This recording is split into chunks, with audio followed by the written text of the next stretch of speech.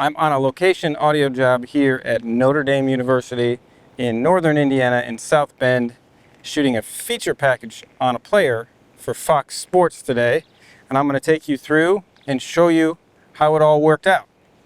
I've got my mixer here. It's my MixPre 10-2. And today the project was to just record one person while they walked around the campus. The player was Jeremiah Love, and we were following him around campus as he was walking and talking. So it was just one subject, and the camera package the DP used was a red Raptor.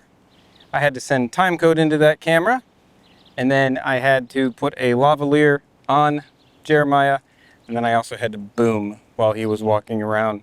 These types of broadcast projects where I'm working for ESPN or Fox Sports, they want me to put a lav on the guy and boom it. It's just standard practice.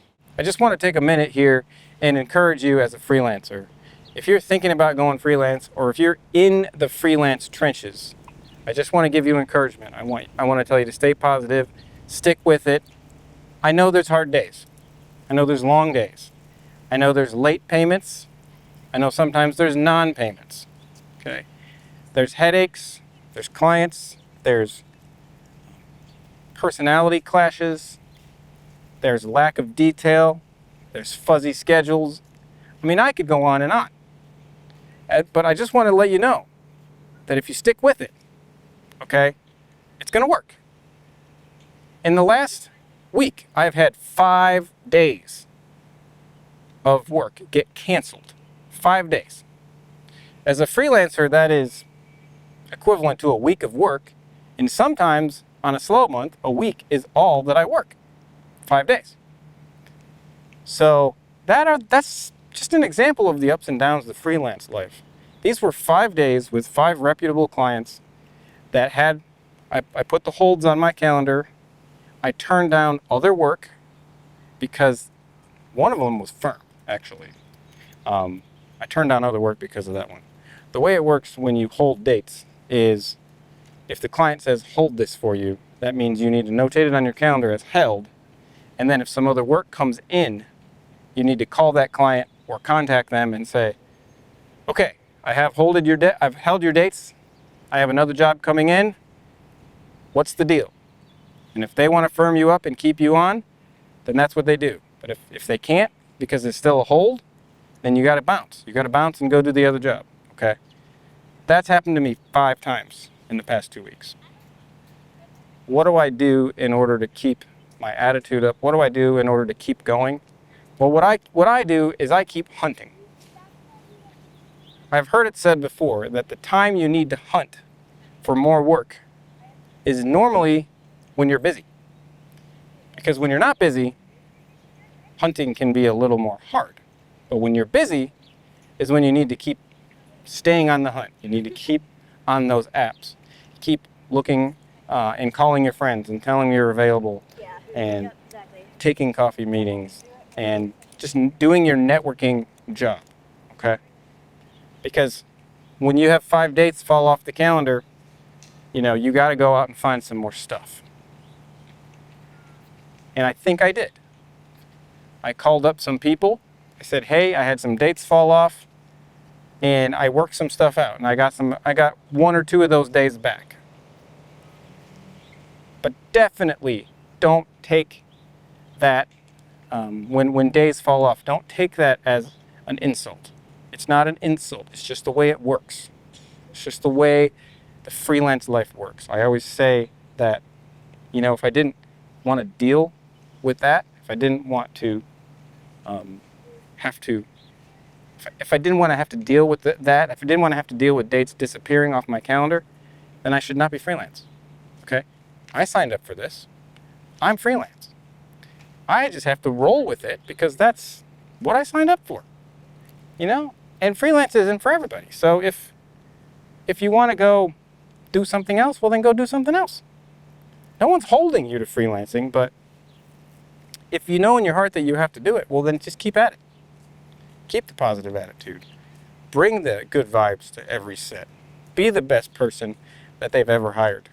And then they have no choice but to ask you back next time. the lav I had today was my Wizicom MTP61, and I had it going into my Wizicom MCR54 receiver.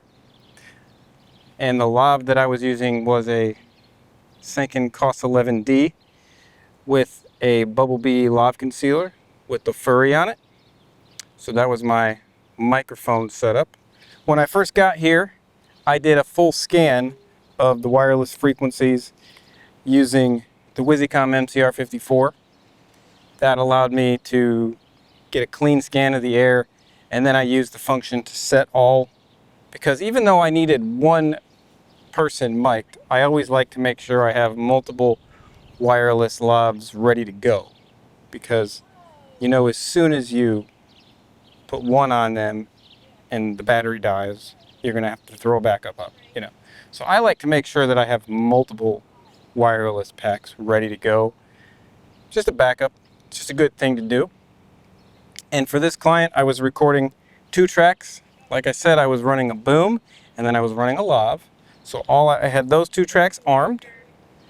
And because we're outside and we're on campus, I decided to put on a little bit of noise assist. I did -2 on noise assist on both channels. And the guy who was talking, he was not that loud. So I didn't have to run his lav all that loud. And, you know, just a note that he wasn't talking all that loud. The way that I mic'd him up is I ran the lav underneath his t-shirt, and then I used the sticky that you can get from Bubblebee on the back of the lav concealer. I started off with it stuck to his skin, and then halfway through the shoot, he started sweating because we're outside. It's like mid-80s Fahrenheit here, so it's kind of hot, but not too bad. It's a little windy, but it's a little hot, so his skin got a little sweaty, so the mic wasn't staying. So in the middle of the shoot, I switched that mount over to the inside of his t-shirt.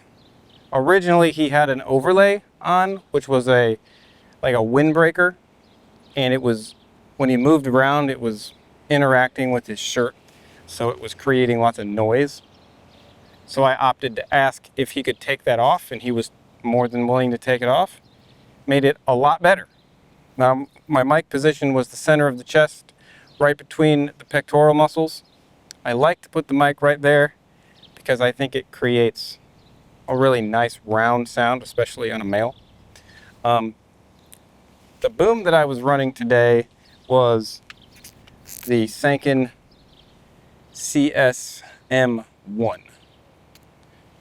I haven't shown you this mic on the channel yet, but this is the Sanken CS-M1. It's a short microphone. So if I take this off, you can see that this microphone is very short. Let me set the boom down. So, I mean, that's my hand, right? The microphone is, I think it's 4 inches, maybe. It's a really short package. It has a similar sound pickup to the CS3E. It sounds similar, but it's not exactly the same. I haven't run this on a boom pole yet, but I decided to run it on a boom pole today because I wanted to try it out, and it's really low profile, so it allows you to not have your mic stick down so far into the shot. My normal Sanken CS3E is probably like that much. It's long. So I just wanted to test this out and see how it worked. I thought it was great. It helped me stay close to the subject, and it was a really small package for me to move around. It was really light. I liked it. I'm a fan, okay? And then, this is slightly unconventional. I wanted to see how this would work. This is just a Rode dead cat. I also have a wind bubble that will fit this. Today, I just wanted to see how this Rode dead cat would work. So once you put it on, I think it worked really well. We were outside, so I definitely needed some wind protection. I think it performed better than the windscreen that comes with the mic. So, did that today.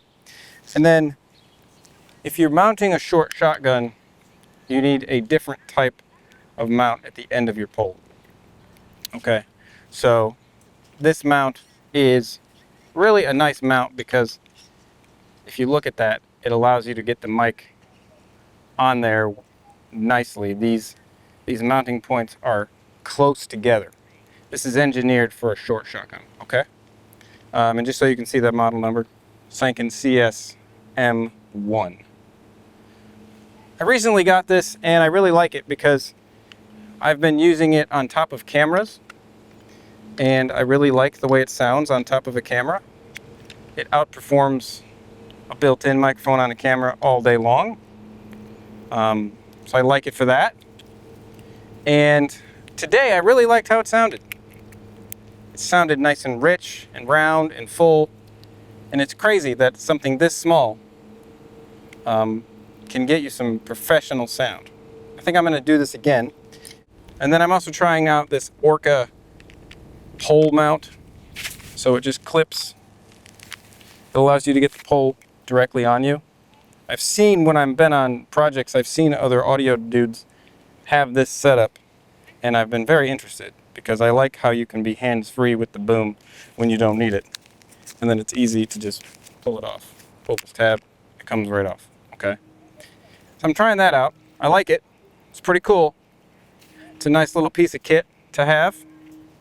For timecode, I often talk on my channel about how you need lots of timecode cables. This is a good example of it because today he was using a Red Raptor, and a Red Raptor needs a cable like this. Okay. I believe, and I know you guys out there that know what this is, it's going to tell me I'm wrong, but I believe this is a 9-pin Lemo. Yeah, 9-pin Lemo, okay? And it just goes into my Tentacle, okay?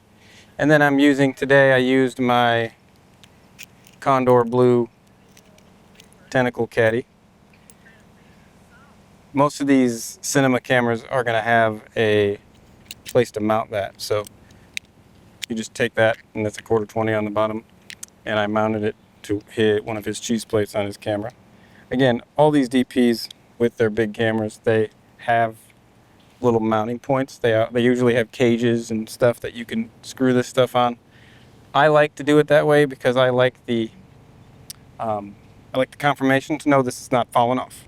Okay, and then I ran another Tentacle as a backup. Again, if you understand a little bit about my methodology, whenever I deploy Tentacles, I always turn on more than I need.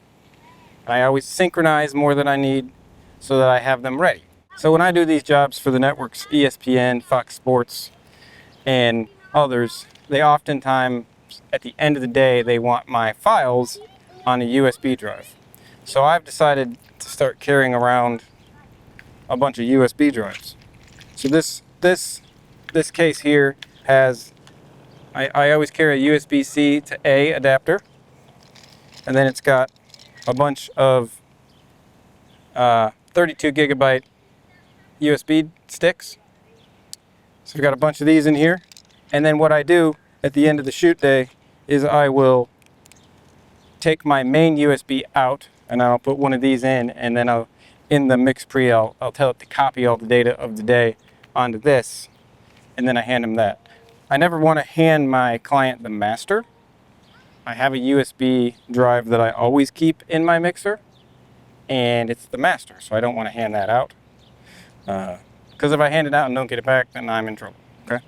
So, but I started doing this a few months ago, just making sure I have a little bag of USB drives around. So as we walked around campus, I got really good sound. We ran into some background noise, and that's why I wanted to have noise assist going. But we got some really good sound out of this project. Very happy with how it all worked. I had to be paying pretty close attention because the DP could be wide or tight. You know, he was moving in and out. He had a prime lens and he was moving in and out. So I just had to make sure that I was cognizant of what he was doing. And sometimes I had to pull my boom completely out. Sometimes I could be in. And then there was other situations where he was not even filming, but he just wanted me to keep recording audio. That happened a couple times. Because he knew, as the DP, he just knew that he didn't need the interview audio, okay? So at that point, I could be dirty all I want with my boom and it didn't matter. Take a listen to how some of this audio sounded on set today. Obviously, Notre Dame has a lot of history.